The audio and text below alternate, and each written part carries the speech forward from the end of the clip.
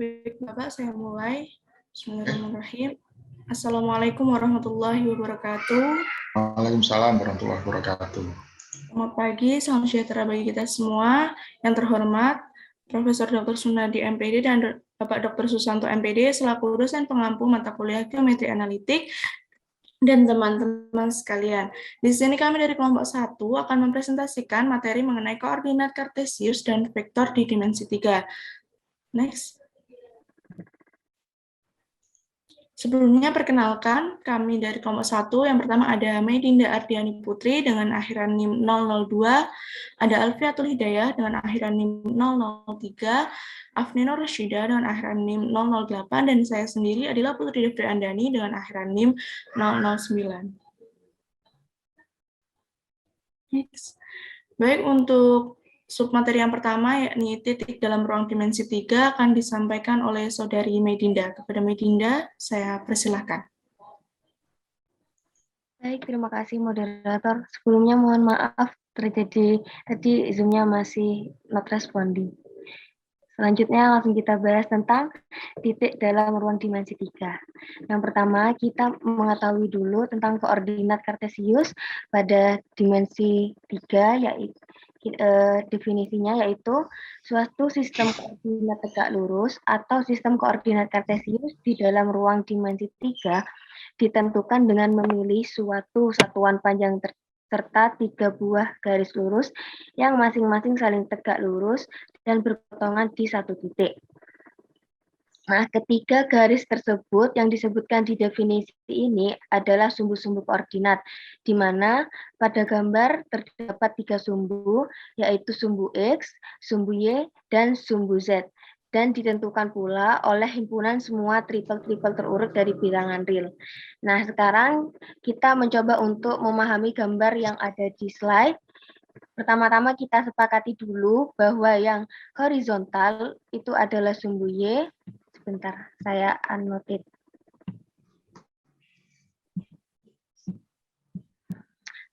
Yang horizontal, yang ini, itu adalah sumbu Y.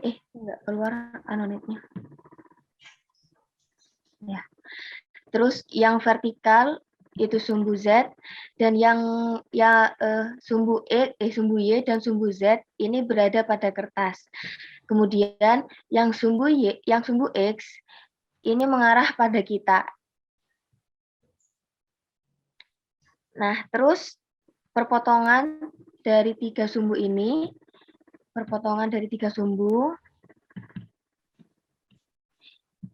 itu kan ada satu titik, yaitu kita beri nama titik O atau titik asal atau titik pusat.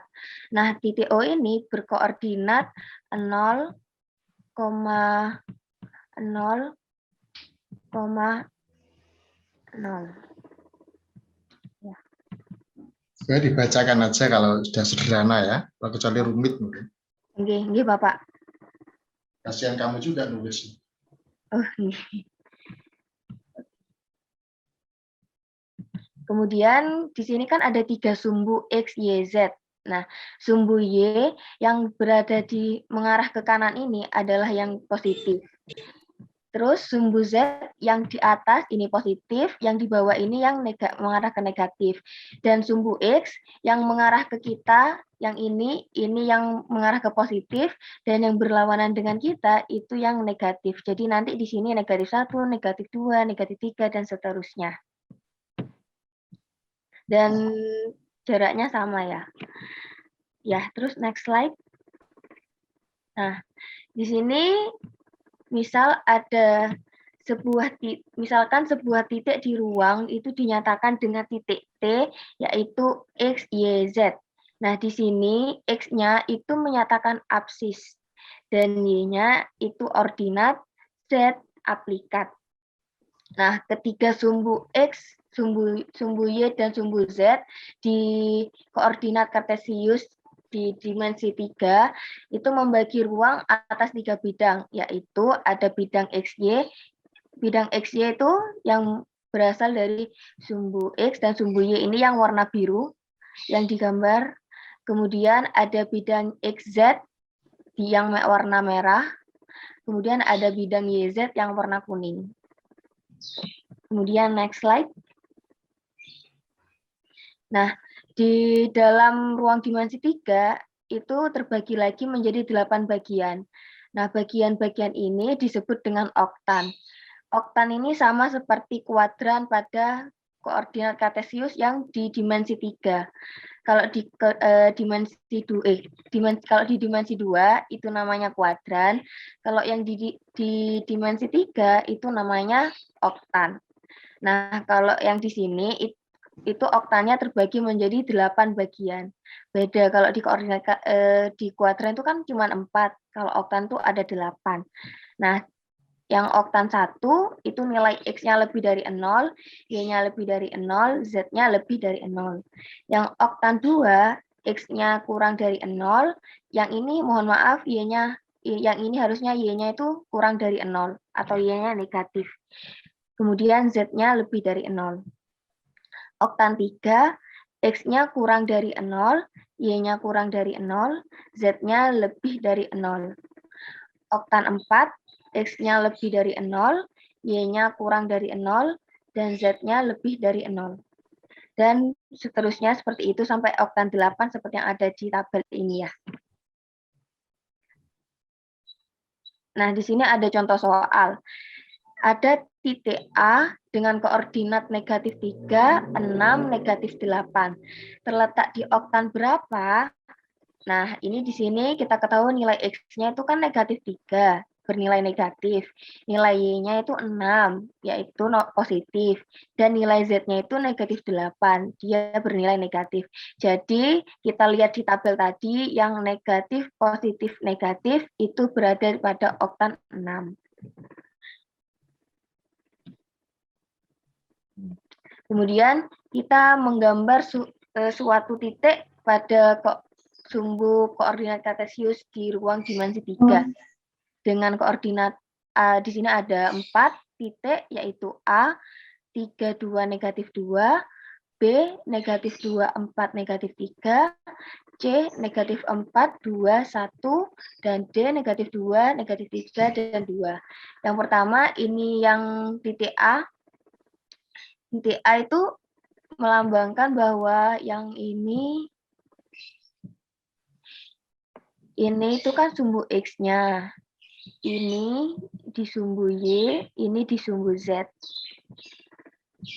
Nah, di X-nya itu kan 3, berarti mulainya dari sini. Kemudian Y-nya itu 2, karena dia positif, berarti dia kan ke kanan. Tadi yang Y positif, jadi ini ke sini. 2, panjangnya itu harus sama. Ini makanya kita tarik garis seperti ini. Kemudian Z-nya itu kan negatif 2, jadi dia ke bawah. 2. Nah, jadi A-nya di sini. Titik A 3,2, negatif 2 itu di sini. Yang B juga sama. Yang B itu kan yang pertama negatif 2. Negatif 2 itu kan di sini. Ini. Kemudian Y-nya itu 4, jadi ke kanan itu ada 4, ada di sini. Terus Z-nya itu negatif 3, jadi dia turun 3. Nah, ada di sini. Jadi titik B, negatif 2, 4, negatif 3 itu ada di sini. Dan seterusnya C dan D juga sama seperti itu caranya.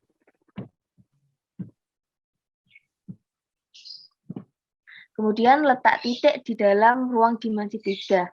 Titik, misalkan kita punya titik P, X, Y, Z, itu berada di oktan 1. Tadi oktan 1 itu kan X-nya bernilai positif, ya. Ini Y-nya juga positif, dan Z-nya juga positif. Di dalam titik P, X, Y, Z berada di oktan 1. Dalam bentuk vektor OP, di sini ada vektor OP, vektor segmen garis OP. Kita kasih nama dia vektor P. Ini P kecil sama dengan XI ditambah YJ ditambah ZK. Nah, I, J, dan K itu adalah vektor satuan. Kemudian vektor P itu juga bisa ditulis dengan lambang seperti ini. Ini P itu ada vektor tuh ada garis panahnya gini. Nah, jadi vektor P sama dengan X, Y, Z. Seperti matriks gitu nulisnya. Next slide. Baik, terima kasih. Saya kembalikan ke moderator.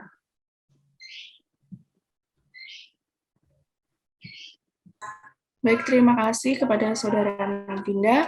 Untuk yang selanjutnya, jarak 2 titik akan disampaikan oleh Saudari Afni. Kepada Afni, saya persilahkan. Ya, baik. Terima kasih atas kesempatannya. Selanjutnya, saya akan menjelaskan mengenai jarak 2 titik.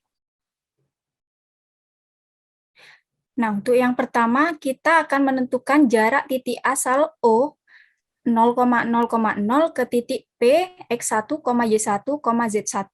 Nah, kita perhatikan gambar ini. Bentar, saya anotate dulu. Nah, ini kita tetapkan dulu titik P, X1, Y1, Z1. Nah, ini kita ambil di sumbu X, kita ambil sebarang titik, kita namai titik A. Kemudian kita tarik garis yang sejajar dengan sumbu Y, sehingga kita namai titik B. Nah, dari titik B ini kita tarik garis juga, tarik garis putus-putus ke sumbu Y. Nah, sepanjang OA. Nah, ini kita namai dengan Y1. Kemudian kan kita dapatkan juga titik B ini. Nah, titik B ini kita tarik garis ke atas yang sejajar dengan sumbu Z, sehingga ini kita namai dengan titik P. Coba diulangi, pertama-tama apa? Kita menentukan titik P, X1, Y1, Z1 ya. Pertama-tama bagaimana? Kita gambar dulu koordinat kartesius dimensi 3-nya, kemudian kita ambil sebarang titik di sumbu X, kita namai X1 itu, atau A. Kamu ngambil sembarang titiknya itu yang salah. Bagaimana, Bapak? Kan sembarang titik, Mbak. Jadi kita ambil, bukan kita ambil, kita tentukan ya titik di sumbu X sejauh berapa? Sejauh OA atau X1. Nah, itu sejauh X1 karena sudah ditentukan oleh titiknya itu P, X1, Y1, Z1, bukan diambil itu, bukan ambil sembarang. Jadi kita tentukan pada sumbu X titik sejauh berapa dari O? Sejauh X1. Nah, itu sejauh X1. Kemudian kita tarik garis sejajar dengan OX1, yaitu didapatkan. Bukan. Setelah X1-nya itu ketemu, di situ di titik merah itu yang di sumbu X. Nah, setelah itu kita tarik garis ke kanan sejajar apa? Sejajar sumbu Y. Betul. Kita namai titik B. Belum ketemu itu. Belum. Terus? Baru kita tentukan juga titik pada sumbu Y. Sejauh X1. Oh, sumbu Y kok? Y1. Y1. Ketemulah di mana? Di sini, Pak. Nah, itu. Baru kita buat garis yang ke arah kita, sejajar dengan sumbu X. Sumbu X. Tarik seolah-olah titik-titik itu. Seret, yang sana dari sumbu Y, tarik juga. Seret, ketemulah di situ. Lah, di mana ketemunya? Didapatkan titik B. Ketemunya di mana? Di sini titik B, Bapak. Nah, itu. Jadi itu tidak ditemukan dulu, itu nanti ya, setelah dibuat garis sejajar tadi itu. Oke, terus setelah itu? Setelah itu kita representasikan di Z1 gitu, Bapak. Jangan ambil juga. apa Iya, kita tetapkan. ditentukan karena sudah Kita kami tentukan PX1 Y1 Z1. Berarti Oke, kita apa? kita tentukan Nah, jarak Z1 pada sumbu Z. sejauh Z1. Sejauh Gimana? Z1. Kemudian kita tarik Kita tarik sejajar dengan sejajar dengan OB. OB. OB sejajar dengan itu kan ya. Terus setelah itu? Oke. Setelah itu kita tarik dari titik ini. Nah, itu yang titik salah. B. Ya, dari B. Dari titik B ke titik, Bukan ke titik dulu. Dari B kita tarik garis ke atas sejajar dengan Z1, sejauh Z1. Sejajar dengan bukan Z1, sejajar dengan Sumbu Z. sumbu Z atau OZ1. Kan itu tarik ke atas, itu pasti ketemu di situ. Sehingga dihasilkan potongan titik di titik P gitu, Bapak. Itulah cara mencari koordinat PX1, Y1, dan Z1. Caranya tahu tadi ya. Oke. Mulai dulu X1 sejauh X1 di sumbu X, tarik ke kanan sejajar sumbu Y. Belum ketemu dulu, belum. Baru tentukan Y1 di sumbu Y, tarik garis sejajar dengan sumbu X, baru ketemu B di situ itu. Setelah itu tentukan titik Z1 pada sumbu Z, tarik garis sejajar dengan OB. Nah, tadi hubungkan dulu OB ya, tadi hubungkan dulu OB. Belum ketemu dulu, baru setelah B itu ditarik ke atas sejajar dengan sumbu Z, ketemulah di titik P. P itulah dinamai koordinat di ruang atau koordinat kartesius di ruang dengan koordinatnya P, X1, Y1, dan Z1. Jadi kalau mengatakannya salah ya salah juga nanti ya. Oke. Kemudian ditarik garis nggih Bapak ke titik O, titik asal, sehingga nanti kita cari jaraknya dari titik O ke titik P. Sekarang apa? Tinggal topiknya apa? Kita akan menentukan saja. Jarak titik asal O ke titik ya itu. Nah, kemudian kan dari gambar ini kita ketahui bahwa jarak OA sama dengan X1, jarak AB sama dengan Y1, dan jarak BP sama dengan Z1. Mana A-nya? Ini Bapak. Oh ya. Nah, untuk yang pertama kita perhatikan segitiga AOB. Kita perhatikan segitiga AOB yang siku-sikunya di A.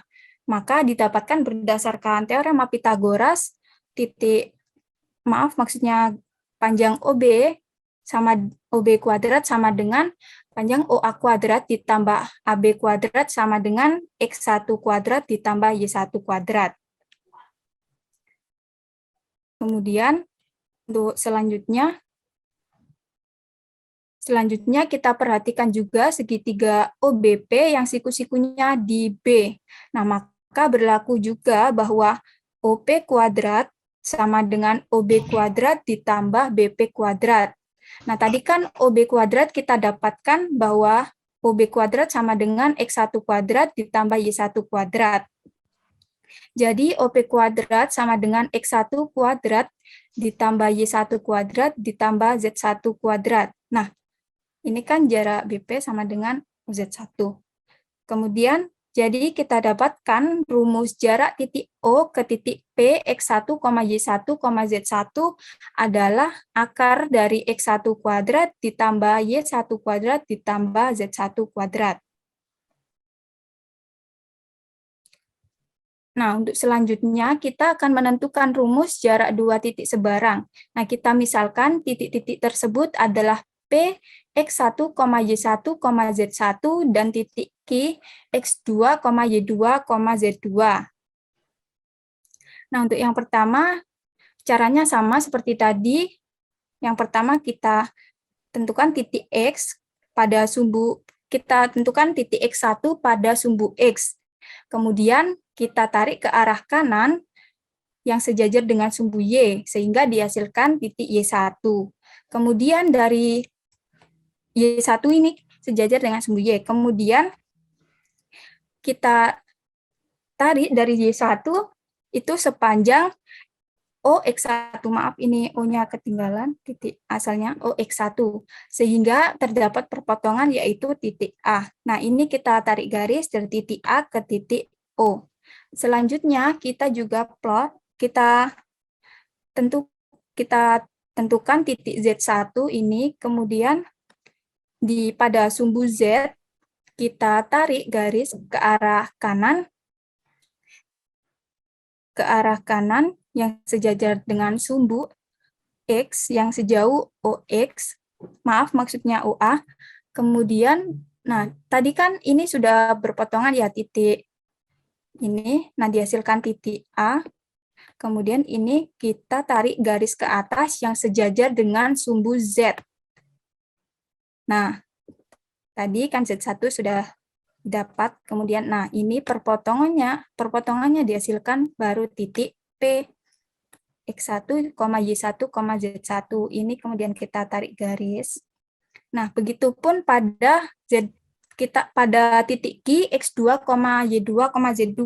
Nah, itu juga sama caranya, kita tentukan titik X2, kemudian kita tarik garis ke kanan, kemudian kita juga tentukan titik Y2 pada sumbu Y, sehingga dihasilkan titik Y2, kemudian dari Y2 ke sini kita sejauh OX2. Bukan nah, dari Y, sama kayak tadi gimana? Dari Y2? Dari Y2 ke ini yang sejajar sumbu X. Nah, sejajar sumbu X dulu. Sejajar sumbu X sejauh OX2. Sehingga sejauh berapa? OX2, Bapak. Oh iya, betul. Kan tadi sudah ya, betul, ya, terus? Dia titik C. Sesungguhnya enggak sampai ke X2 pun enggak apa-apa. Pokoknya tarik garis sejajar. Terus yang dari X juga tarik sejajar Y. Nanti pasti ketemu di situ. Jauhnya sama karena membentuk jajar genjangan itu ya. Jajar genjang itu sisi-sisi yang berhadapan pasti sama panjang. Jadi jangan jauhnya dulu tentukan, jangan. Pokoknya tarik aja dulu. Ketemulah di situ ya. Begitupun pada sumbu Z ini dihasilkan titik G, kemudian ini menghasilkan sudut siku-siku. Nah, dari gambar ini kita dapatkan bahwa AB sama dengan X2 dikurangi X1. Nah, ini AB kan sejauh ini ya, jadi X2 dikurangi X1. Kemudian panjang BC, ini BC, sama dengan Y2 dikurangi Y1. Kemudian DQ, kita dapatkan juga DQ, ini sejauh Z2 dikurangi Z1. Nah, sehingga kita perhatikan segitiga ABC yang siku-siku di B. Ini kita perhatikan segitiga ABC yang siku-siku di B. Berdasarkan teorema Pythagoras, kita mencari AC kuadrat sama dengan AB kuadrat ditambah BC kuadrat. Nah, AB ini kan sama dengan X2 dikurangi X1, kemudian BC sama dengan Y2 dikurangi Y1. Jadi, langsung kita substitusi, AC kuadrat sama dengan X2 dikurangi X1 kuadrat ditambah Y2 dikurangi Y1 kuadrat. Sehingga dihasilkan AC sama dengan PD. Nah, ini kan membentuk jajar genjang, sehingga panjang AC sama dengan panjang PD. Kemudian kita ganti perhatikan di segitiga siku-siku di D, di mana segitiga tersebut yaitu segitiga PDQ. Kita gunakan juga rumus teorema Pythagoras, PQ kuadrat sama dengan PD kuadrat ditambah DQ kuadrat. Nah, PD-nya ini kan sama dengan AC. Jadi, X2 dikurangi X1 kuadrat ditambah Y2 dikurangi Y1 kuadrat, sehingga PQ kuadrat sama dengan X2 dikurangi X1 kuadrat ditambah Y2 dikurangi Y1 kuadrat ditambah DQ. DQ-nya tadi kan Z2 dikurangi Z1, sehingga ditambah Z2 dikurangi Z1 kuadrat. Nah, sehingga dari itu kita dapatkan rumus jarak dua titik sebarang yaitu PQ sama dengan akar dari X2 dikurangi X1 kuadrat ditambah Y2 dikurangi Y1 kuadrat ditambah Z2 dikurangi Z1 kuadrat. Selanjutnya, contoh soal. Nah, kita tentukan jarak antara titik P 1, negatif 2, 3, dan titik Q 5, 5,7. Nah, ini kita menggunakan rumus yang jarak dua titik sebarang. PQ sama dengan akar X2 dikurangi X1 kuadrat ditambah Y2 dikurangi Y1 kuadrat ditambah Z2 dikurangi Z1 kuadrat. Nah, untuk ini kan, bentar. Ini kita jadikan X1, ini Y1, ini Z1, kemudian ini X2, ini Y2, dan ini Z2. Jadi tinggal kita seperti itu pasangannya? substitusikan. Haruskah pasangannya seperti itu? Maksudnya bagaimana? Kalau P1 negatif 2, 3 itu saya anggap X2, terus Y2-nya negatif 2, Z2-nya 3, boleh apa enggak saya balik? Yang Q-nya boleh itu saja, yang, Bapak. boleh Nanti ya? kan dikuadratkan, ya hasilnya sama. Oke, jadi enggak mesti itu ya, jadi bolak-balik enggak apa-apa. Oke. Ya, nanti dihasilkan jarak dari titik P ke titik Q yaitu 9. Mungkin sekian presentasi dari saya kembalikan ke moderator. Baik, terima kasih kepada Saudara Agni atas penyampaian materinya. Selanjutnya, mengenai vektor dalam ruang dimensi 3 akan disampaikan oleh Saudari Alfiatul. Kepada Alfiatul, saya persilakan. Baik, terima kasih kepada moderator atas kesempatannya. Di sini saya akan menjelaskan mengenai vektor dalam ruang dimensi 3. Bisa di next.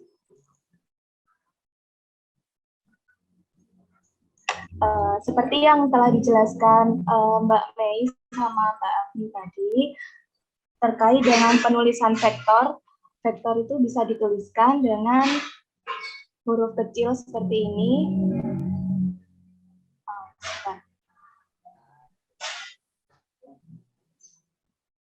Dengan tanda panah di atasnya. Nah, di sini ada operasional vektor. Jika diketahui vektor A dan vektor B dan C sebagai suatu skalar, maka aturan operasional vektornya adalah yang pertama penjumlahan. Ketika vektor A ditambahkan dengan vektor B, itu ekuivalen dengan koordinatnya yang diketahui A1, A2, itu mestinya A3. Sebentar Alfi. Itu mestinya sebelumnya ada ya, sebelumnya ada apa slide sebelumnya tak? Kalau vektor A itu adalah komponennya adalah A1, A2, A3 itu ada apa enggak? Belum ada. Oh, ada di tadi letak titik di lain ya, lain. Jadi ada kaitan vektor dengan titik tadi itu ada. Nah, kalau kamu langsung nulis seperti itu, mestinya di atasnya harus ada tuh.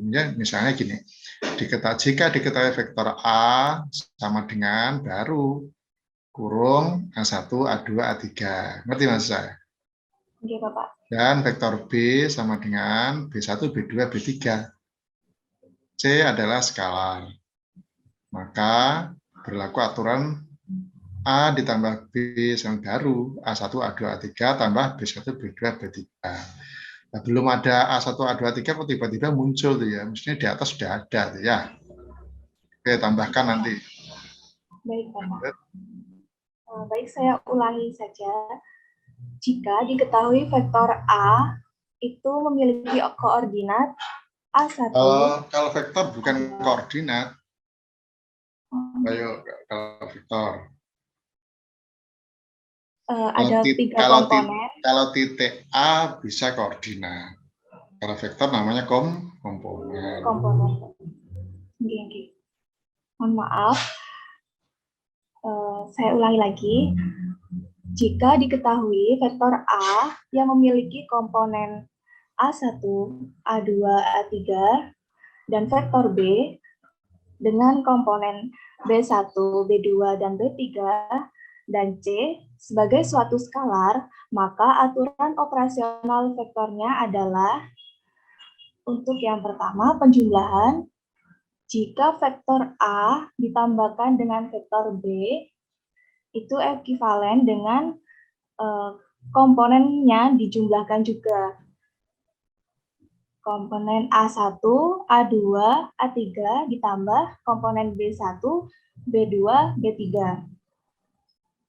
Hal ini juga ekuivalen dengan menjumlahkan setiap komponennya.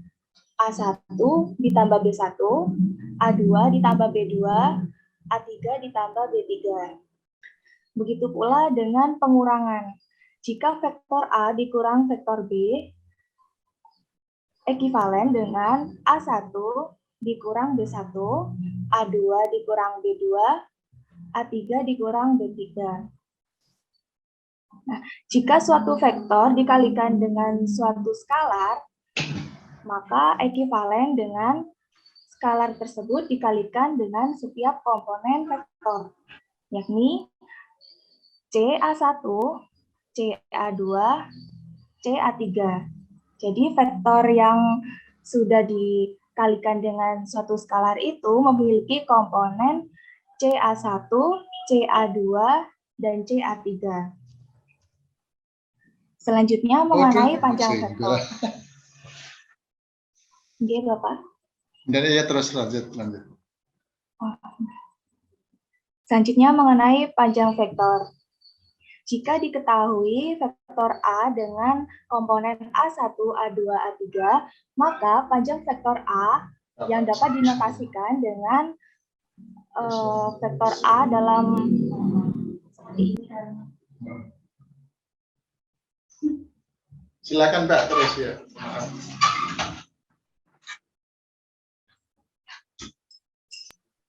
Mohon maaf, tadi ke-mute.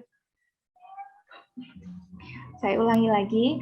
Jika diketahui vektor A yang memiliki komponen A1, A2, A3, maka panjang vektor A yang dapat dinotasikan dengan seperti ini dapat dihitung sebagaimana menghitung panjang segmen garis, seperti yang dijelaskan oleh Mbak Afni tadi.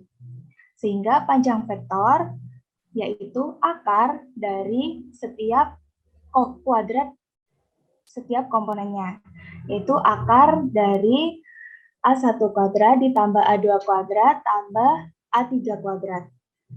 Nah, jika diketahui vektor A memiliki komponen A1, A2, A3, di mana vektor A ini merupakan vektor posisi titik A dan vektor B memiliki komponen B1, B2, B3, di mana merupakan vektor posisi titik B, maka kita bisa mencari vektor AB, yaitu dengan vektor B dikurang dengan vektor A. Jadi, vektor AB memiliki komponen B1 kurang A1, B2 kurang A2, B3 kurang A3. Nah, kita bisa mencari panjang vektornya, yaitu akar dari B1 dikurang A1 kuadrat, ditambah B2 dikurang A2 kuadrat, ditambah B3 kurang A3 kuadrat. Baik, bisa di... Selanjutnya mengenai koordinat titik yang membagi suatu ruas garis dengan perbandingan. Nah, untuk menemukan rumusnya, di sini terdapat pernyataan jika vektor A memiliki komponen X1, Y1, dan Z1, di mana vektor A merupakan vektor posisi titik A, dan vektor B dengan komponen X2, Y2, Z2, di mana vektor B merupakan vektor posisi titik B. Dan juga titik C, di mana titik C ini terletak pada ruas garis AB. Sedemikian rupa sehingga panjang ruas garis AC dibandingkan dengan panjang ruas garis CB memiliki perbandingan M banding N. Maka kita bisa mencari vektor posisi titik C atau dilambangkan dengan vektor C itu sama dengan M kali vektor B ditambah N kali vektor A per M ditambah N. Nah, jika diketahui vektor posisi titik C itu memiliki komponen XC, YC, dan ZC, maka kita peroleh hubungan sebagai berikut. Kita substitusikan vektor C, komponen-komponennya adalah XC, YC, dan ZC, itu sama dengan M kali komponen vektor B, yaitu X2, Y2, Z2, ditambah N kali komponen vektor A, yaitu X1, Y1, dan Z1, dibagi dengan M ditambah N.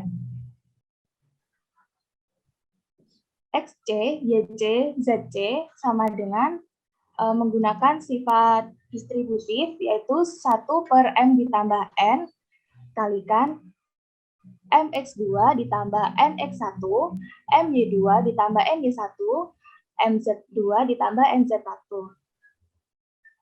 Nah, hal ini juga ekivalen dengan MX2 ditambah NX1 per M ditambah N, MY2 ditambah NY1 per M ditambah N, MZ2 ditambah NZ1 per M ditambah N. Nah, sehingga kita peroleh komponen dari vektor C, yaitu MX2,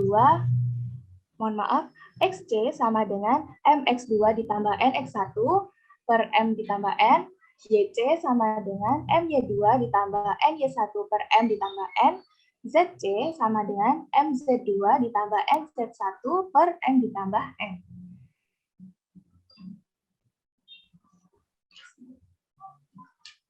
Nah, rumus tadi diperoleh dari mana?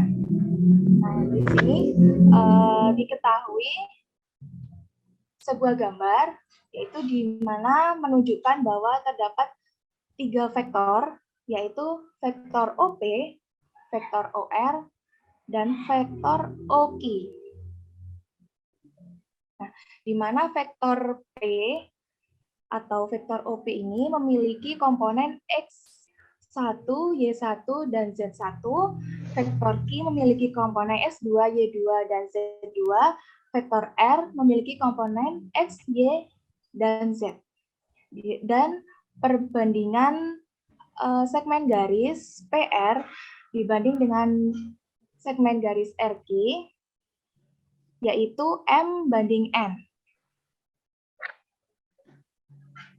Nah, kita perhatikan gambar tersebut, di mana vektor OP ditambah vektor PR, maaf salah, PR.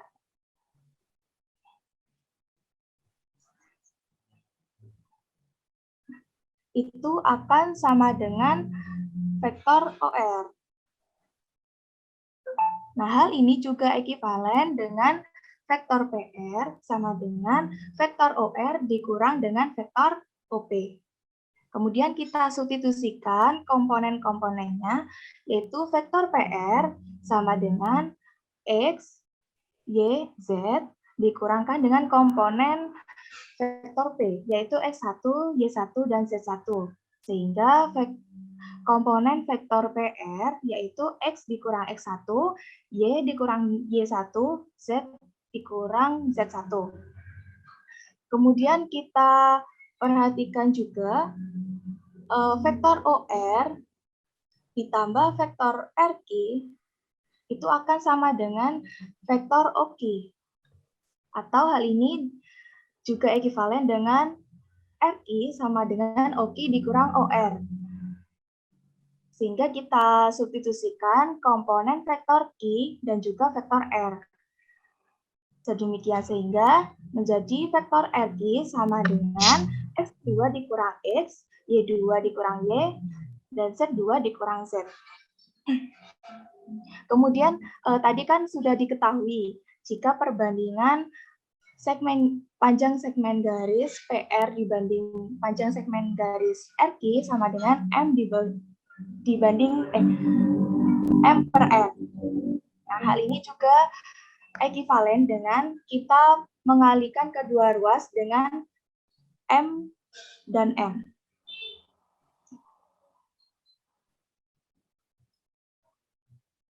Mohon maaf, kita kalikan dengan N dan juga M. Sehingga ekivalen dengan N dikalikan vektor PR sama dengan M kalikan vektor RI. Kemudian kita substitusikan, kan tadi vektor PR dan juga vektor RI sudah ditemukan komponen-komponennya. Kita substitusikan ke persamaan ini, sehingga menjadi N kalikan X dikurang X1, N kalikan Y dikurang Y1, N kalikan Z dikurang Z1.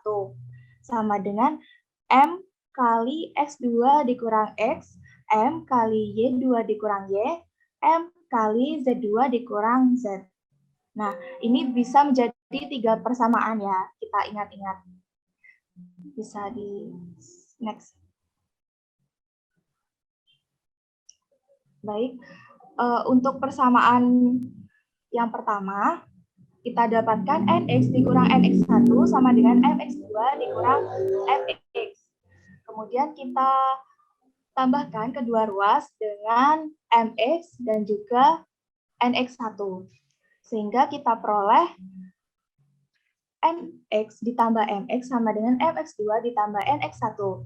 Kita gunakan sifat distributif, yaitu N ditambah M dikalikan X sama dengan Mx2 ditambah Nx1. Nah, kita dapatkan nilai X, yaitu Mx2 ditambah Nx1 per M ditambah M. Kemudian dengan cara yang sama, kita operasikan persamaan 2 dan juga persamaan 3. Sehingga kita dapatkan Y sama dengan MY2 ditambah NY1 per M ditambah M. Kemudian Z sama dengan MZ2 ditambah NZ1 per M ditambah M. Nah, nilai X, Y, Z ini merupakan komponen dari vektor R. Sehingga didapatkan komponen titik R, yaitu Mx2 ditambah Nx1 per M ditambah N, My2 ditambah Ny1 per M ditambah N, Mz2 Mz2 ditambah Nz1 per M ditambah N. Selanjutnya, mengenai hasil kali titik dua vektor, atau bisa disebut juga dot product. Jika diketahui vektor U memiliki komponen U1, U2, dan U3, vektor V memiliki komponen V1, V2, dan V3, maka perkalian titiknya didefinisikan sama dengan vektor pada bidang, seperti yang telah kita kenal pada masa SMA, yaitu vektor U kalikan vektor V sama dengan panjang vektor U kalikan panjang vektor V kalikan dengan cos theta, di mana theta berada pada interval 0 hingga pi. Tetanya itu sudut yang dibentuk oleh kedua vektor, yaitu vektor U dan vektor V. Oke. Kemudian diketahui juga di sini terdapat vektor satuan, yaitu vektor I dengan komponen 1,0,0, vektor J dengan komponen 0,1,0, dan vektor K dengan komponen 0,0,1. Maka vektor I kalikan vektor J sama dengan vektor J kalikan vektor K sama dengan vektor I kalikan vektor K sama dengan 0. Dan juga vektor I kalikan vektor I sama dengan vektor J kalikan vektor J sama dengan vektor K kalikan vektor K sama dengan 1. Kenapa bisa dihasilkan seperti ini? Baik. Ketika kita menggunakan rumus yang ini kan misal ya, vektor I kalikan vektor J. Maka akan menjadi panjang vektor I kalikan dengan panjang vektor J kalikan dengan cos 90. Kenapa 90? Karena kan vektor I, J, dan K ini kan berada pada sumbu X, Y, Z. Di mana ketiga vektor tersebut itu membentuk sudut siku-siku. Nah, vektor satuan itu merupakan vektor yang memiliki panjang sama dengan 1. Oh, mohon maaf. Sepertinya Agni terpental.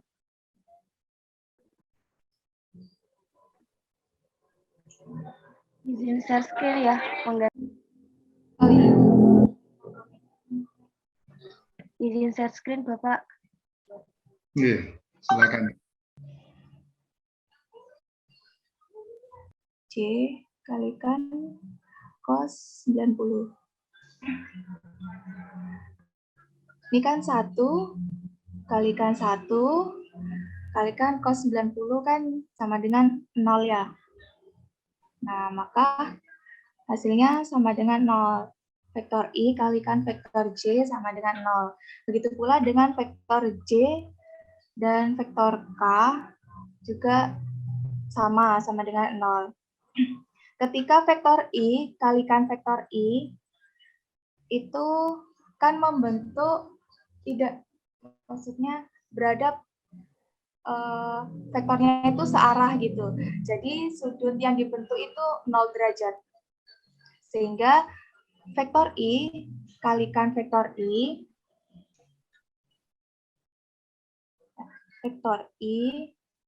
kalikan vektor I kalikan cos 0 derajat.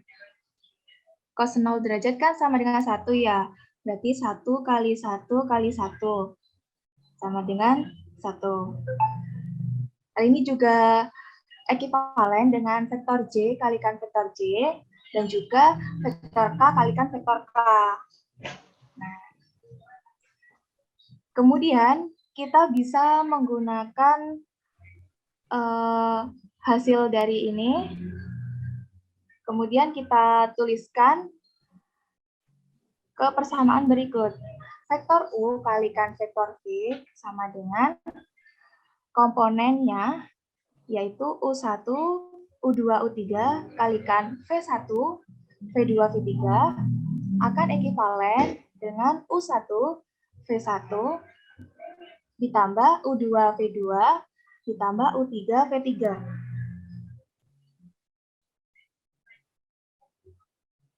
Oke. Bisa di mana hasil kali titik tersebut hasilnya berupa skalar. Sehingga dot product itu juga bisa disebut skalar product.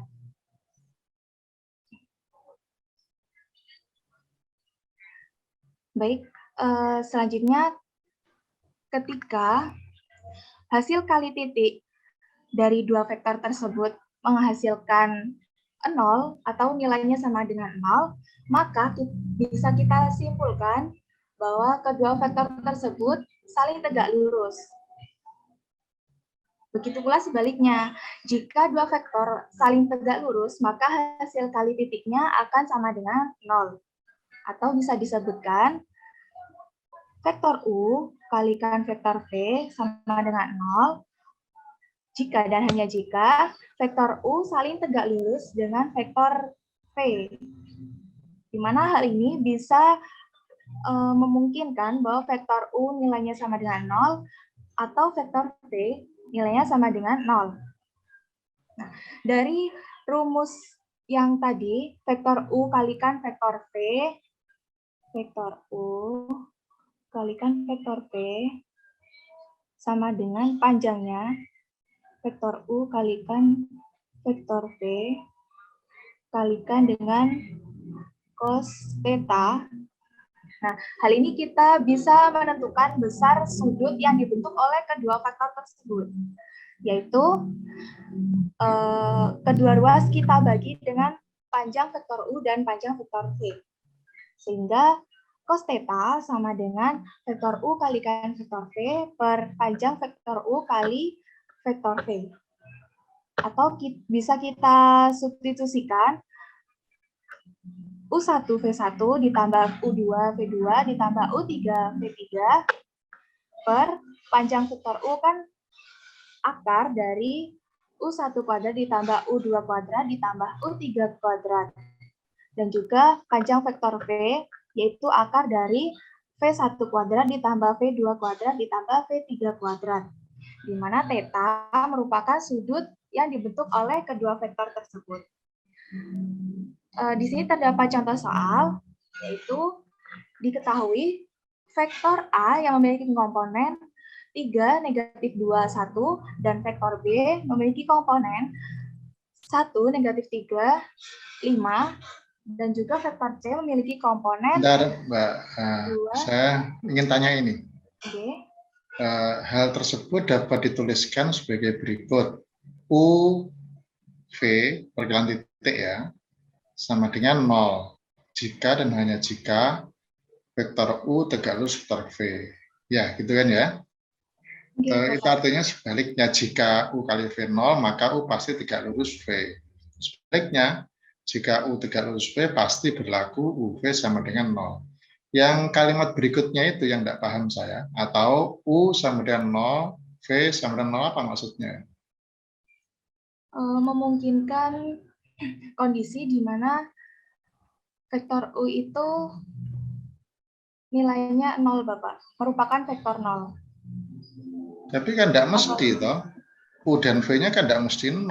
Bisa macam-macam kan, pokoknya dia saling tegak lurus. Saling tegak. Menurut saya tidak usah dikasih itu U0, V0. Itu otomatis. Dia hasilnya 0, karena 0 kali 0 kan ya.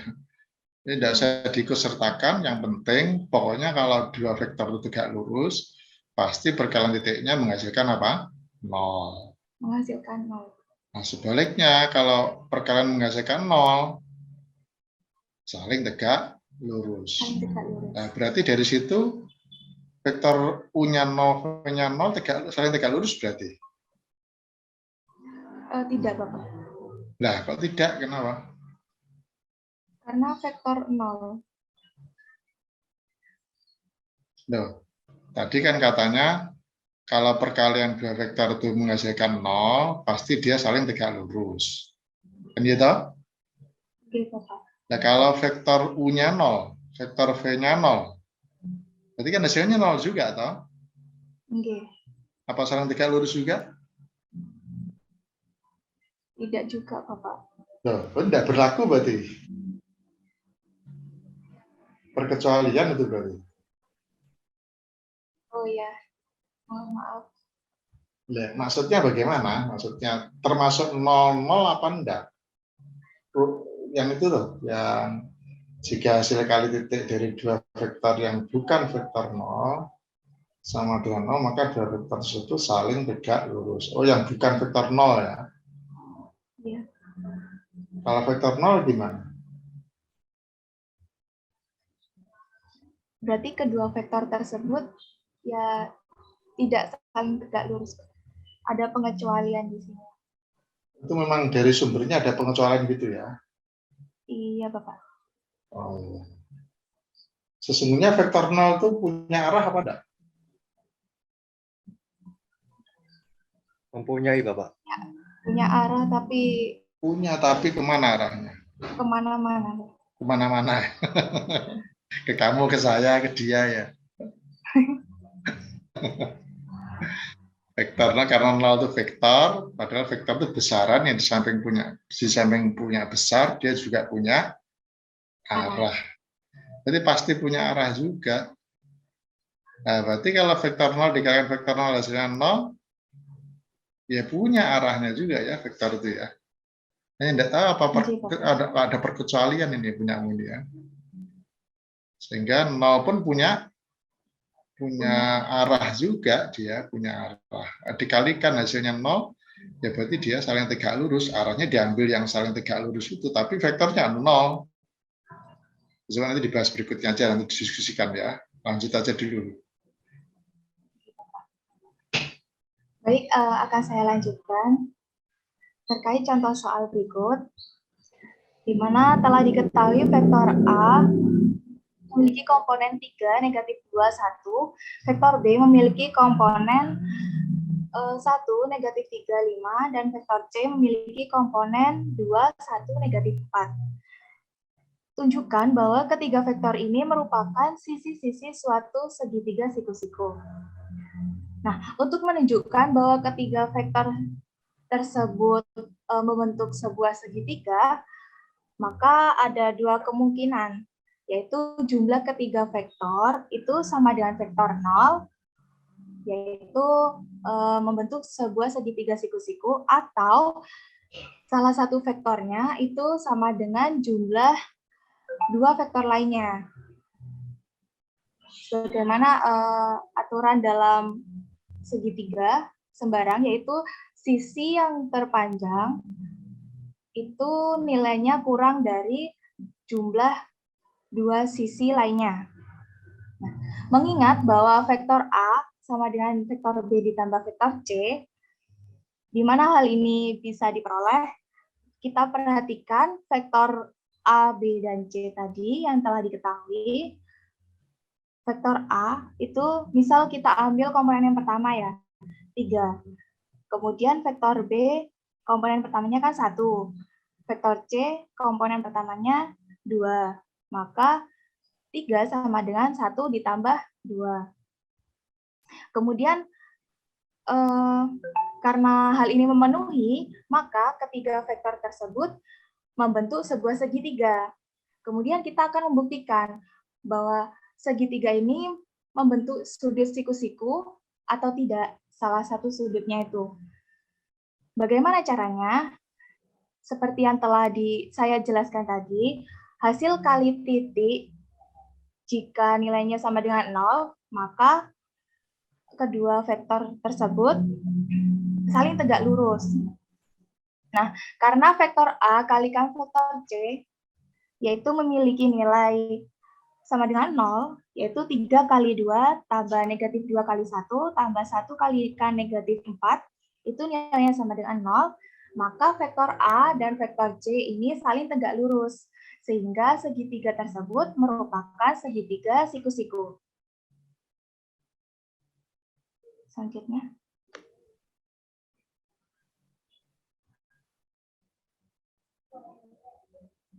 Bisa di next. Baik, terima kasih kepada Saudari Alfi atas penjelasannya. Oh ya, Bapak izin bertanya karena ya. ini iya waktunya habis ya. Ya. memang dua pertemuan kan Mbak ya, memang ya. Ini lanjutkan pertemuan berikutnya nanti hari apa ini? Hari Rabu, Bapak. Hari Rabu kan belum libur ya, liburnya baru Jumat itu. Rabu lanjutkan sekaligus diskusinya ya. Terima kasih ya. Diakhiri saja. Ya, baik. Terima kasih kepada teman-teman dan semuanya. Di sini kami dari kelompok 1, mohon maaf apabila ada kurang lebihnya. Saya akhiri. Wassalamualaikum warahmatullahi wabarakatuh. Waalaikumsalam. Waalaikumsalam warahmatullahi wabarakatuh. Insya Allah ketemu lagi Rabu ya, dilanjutkan dan siap-siap temannya untuk bertanya supaya diskusinya bisa hidup, bisa aktif ya. Kadang-kadang beberapa kali saya mengikuti diskusi dari teman-teman itu dengan saudara itu ada pertanyaan yang tidak saya duga kadang-kadang ya. Itu kadang-kadang saudara lebih berpikir kritis juga, itu yang saya harapkan. Jadi jangan ragu-ragu, jangan pasif. Tentu saya perhatikan yang pertanyaannya itu sangat bagus, kreatif, ya jawabannya juga iya. Ini yang penting kita diskusi yang aktif aja ya. Silakan nanti dipersiapkan untuk hari Rabu. Demikian informasi dari saya. Kurang lebihnya minta maaf. Ini terlambat molor ya nanti aja. Hari Rabu nanti dikurangi 10 menit nanti. Oke, kurang lebihnya minta maaf. Assalamualaikum warahmatullahi wabarakatuh. Waalaikumsalam warahmatullahi wabarakatuh.